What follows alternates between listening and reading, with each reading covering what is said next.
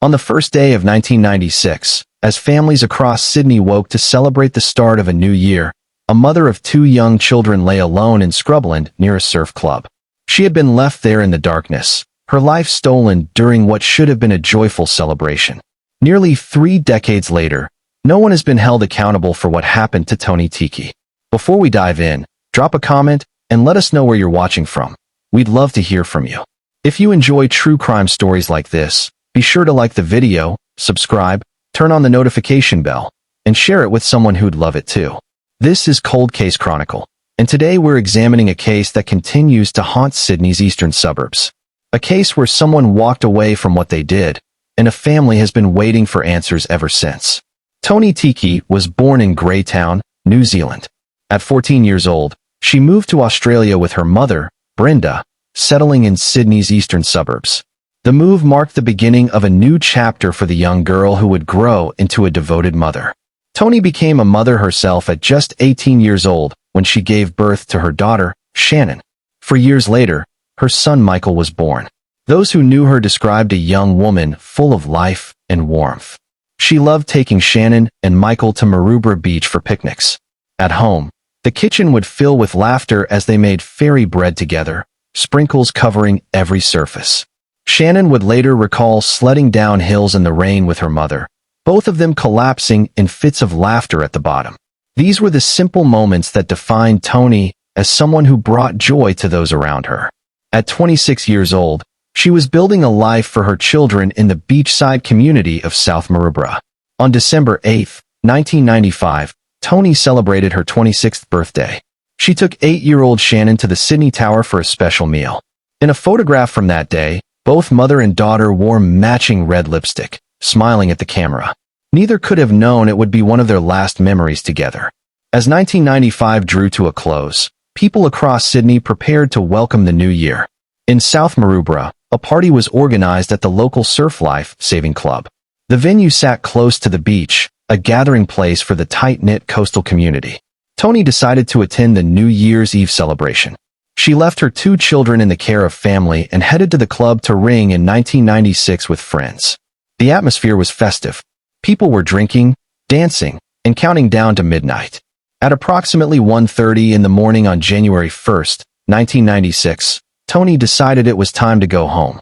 A male friend who was at the party offered to walk her home. She accepted. The two left the surf club together and began walking. But then the man changed his mind. He decided he wanted to return to the party instead of seeing Toni safely home. The two parted ways. Toni continued walking alone through the darkened streets of Maroubra while her friend went back to the celebration. That decision would haunt investigators for decades. It was the last time anyone saw Toni Tiki alive. As New Year's Day turned into the 2nd of January, people began to notice that Toni was missing. She hadn't come home. She wasn't answering calls. Her children were asking for her. On January 2, 1996, a concerned friend reported Toni missing to the Eastern Beaches Police Area Command. Officers began their initial inquiries, speaking with those who had last seen her and trying to piece together her movements after she left the surf club. Local police searched the area around Maroubra. They talked to people who had attended the New Year's Eve party. They tried to establish where Toni might have gone after parting ways with her friend. The hours turned into days. Then, on Friday, January 5, 1996, the search came to a devastating end. Toni's body was discovered in Scrubland near the South Maroubra Surf Life Saving Club. The location was not a main path or busy thoroughfare. It was an area that locals knew about, but not somewhere casual visitors would typically wander. Her body was partially clothed when it was found. A post-mortem examination was conducted. The results showed that Toni had died from severe injuries. According to a 1996 report in the Sydney Morning Herald, she had received massive head wounds from a blunt object.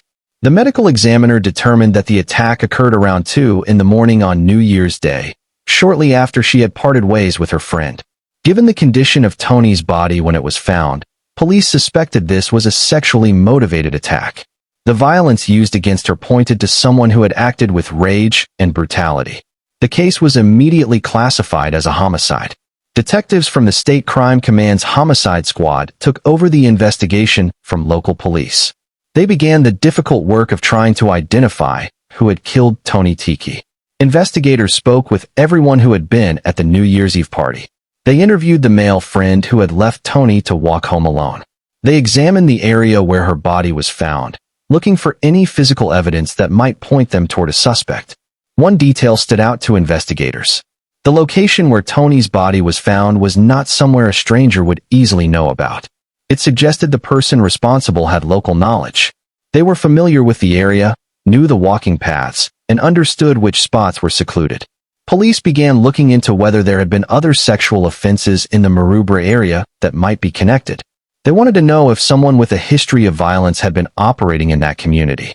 Despite these efforts, the investigation struggled to gain traction. There were no witnesses who had seen what happened to Toni after she left her friend. There was no clear suspect emerging from the interviews. The physical evidence from the scene didn't immediately point to anyone specific. Days turned into weeks. Weeks turned into months.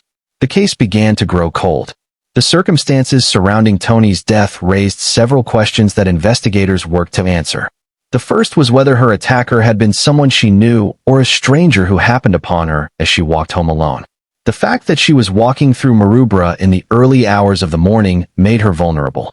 But the specific location where her body was found suggested someone with knowledge of the area.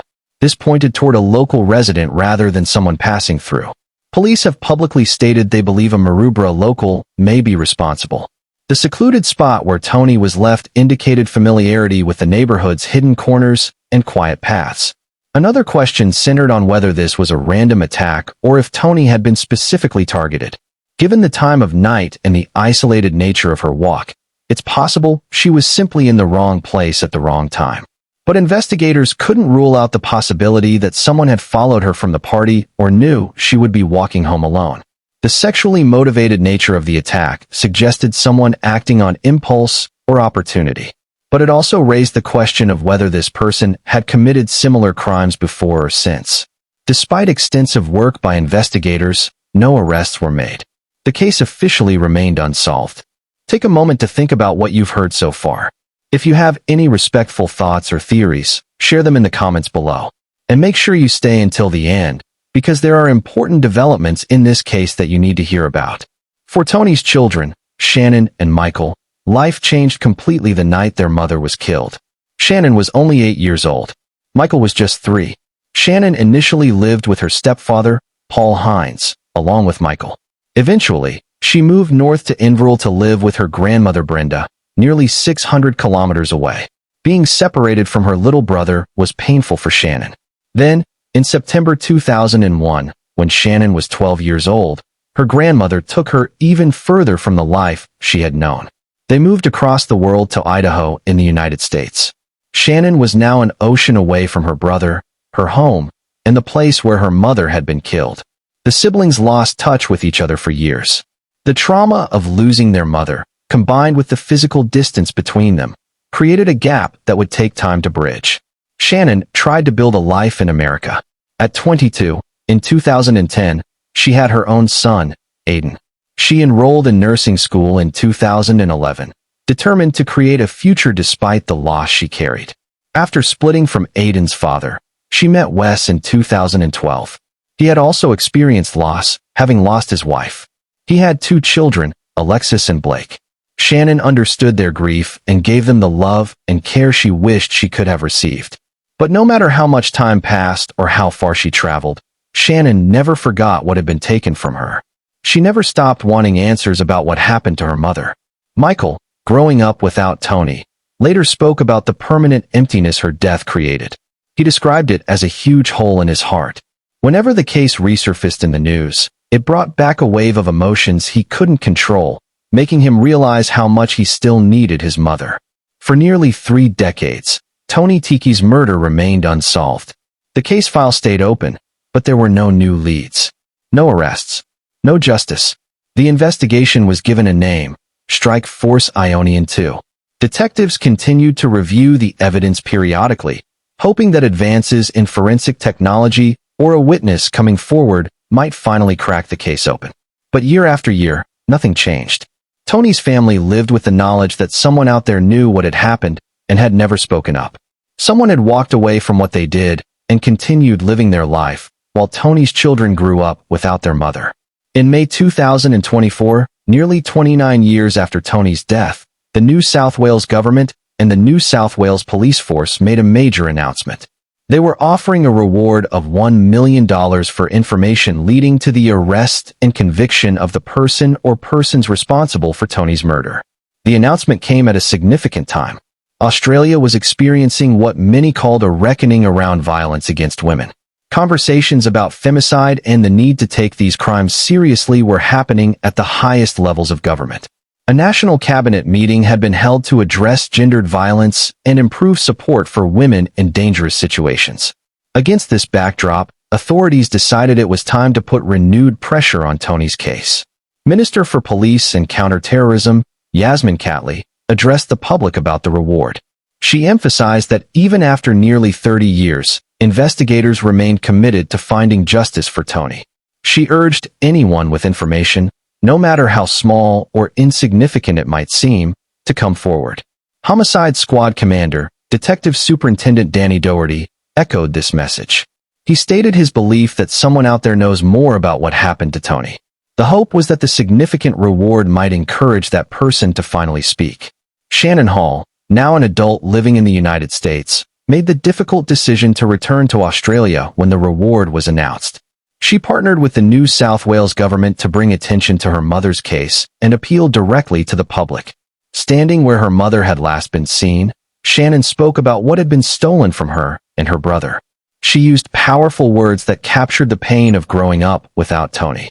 Shannon said that everything done in the dark will always come to light. She spoke about being robbed the night her mother was killed, robbed of experiences, robbed of having her mother there to help navigate life. The statement laid bare the ongoing cost of violence that takes a parent from young children. Michael Hines, now an adult himself, also spoke publicly about the impact of his mother's murder. He described the emotional chaos that erupts whenever the case resurfaces. The realization that he needs his mother and the deep ache of missing her never goes away, no matter how much time passes. For Shannon and Michael, the $1 million reward represented more than just money. It was a signal that their mother had not been forgotten, that the system was still trying to get answers for them. The siblings were able to reconnect during this process. Shannon walked with Michael, along with their uncle Grant and his wife Jill, along the path in South Maroubra past the surf club to the scrubland where their mother had been killed. It was heartbreaking for Shannon to think of Toni dying alone in that place. But Shannon expressed hope. She expressed gratitude that her mother's case hadn't been abandoned. And she made clear her belief that someone out there knows what happened. As of today, Toni Tiki's murder remains officially unsolved. No one has been arrested. No one has been charged. No one has been convicted. Strike Force Ionian 2 continues its work. The $1 million reward remains active. Anyone with information is urged to contact Crime Stoppers. All information is treated in strict confidence. The passage of nearly 30 years creates unique challenges for investigators. Memories fade. People move away. Evidence degrades. But time can also work in favor of justice. Relationships change. People who may have protected someone in 1996 might feel differently now. Someone who was afraid to speak up decades ago might find the courage today. A guilty conscience carried for 3 decades becomes heavier with each passing year. Police believe that someone in the Maroubra community knows something. Maybe they saw something that night, but didn't think it was important. Maybe they heard someone talking about it afterward. Maybe they know who had blood on their clothes or scratches on their face the next day. The location where Toni's body was found continues to be a crucial piece of the puzzle. It wasn't a random spot. It was somewhere that required knowledge of the area. That detail narrows the field of possible suspects to people who knew Maroubra well in 1996. The theory that this was a sexually motivated attack committed by a local remains the leading explanation. But without a suspect in custody, it remains just that, a theory. Toni Tiki was 26 years old when she was killed. She was a mother. She was a daughter. She was someone who made fairy bread with her children and took them to the beach for picnics. She was someone who laughed sledding down hills in the rain. Her murder is not just a cold case file in a police station. It is a family that has lived with an open wound for nearly 3 decades. It is 2 children who grew up without their mother. It is birthdays and graduations and weddings that Toni never got to see. The fact that this case remains unsolved nearly 30 years later speaks to larger issues about violence against women and the difficulties in solving stranger attacks or crimes with limited witnesses. Shannon Hall pointed out that violence against women continues to be a problem. Her mother's case, while from 1996, connects to current conversations about safety and accountability. Every unsolved murder represents a failure of justice. Someone committed an act of violence and faced no consequences. Someone took a life and walked away. For the families left behind, that knowledge creates a specific kind of pain that never fully heals. Detective Superintendent Danny Doherty stated that Toni was a mother and a loved member of her family who didn't deserve what happened to her. But he emphasized that her family does deserve answers. That simple statement captures what this case is ultimately about. Not just solving a crime, but giving a family the truth they've been denied for so long. The $1 million reward represents a substantial incentive for someone to come forward. But more than money, the hope is that someone's conscience will finally push them to do the right thing. Perhaps it's someone who has carried this secret for decades and wants relief from the burden. Perhaps it's someone who witnessed something but was too afraid to speak at the time. Perhaps it's someone who heard a confession or saw evidence they didn't understand the significance of back then. Whoever that person is, authorities are making it clear that now is the time. The door is open. Protection is available. And the family is waiting. On New Year's Eve in 1995, Toni Tiki made a decision that countless people make every day. She decided to go home. She decided to trust that she would be safe walking the streets of her own neighborhood in the early hours of the morning. That trust was betrayed in the worst possible way. Someone took her life with brutal violence and left her body in scrubland like she meant nothing. But Toni did mean something. She meant everything to Shannon and Michael. She meant everything to her mother Brenda and the rest of her family. And nearly 3 decades after her death, there are people fighting to make sure she is not forgotten. Shannon's words carry a powerful truth. Everything done in the dark will always come to light. That statement is both a warning and a promise. A warning to whoever killed Toni that time does not erase what was done, and a promise to her family that the search for truth continues. Someone out there knows what happened to Toni Tiki on the first day of 1996. Someone knows who walked away from that scrubland leaving a young mother dead behind them. Someone has carried that knowledge for almost 30 years. If you are that person, or if you know that person, the time to speak is now.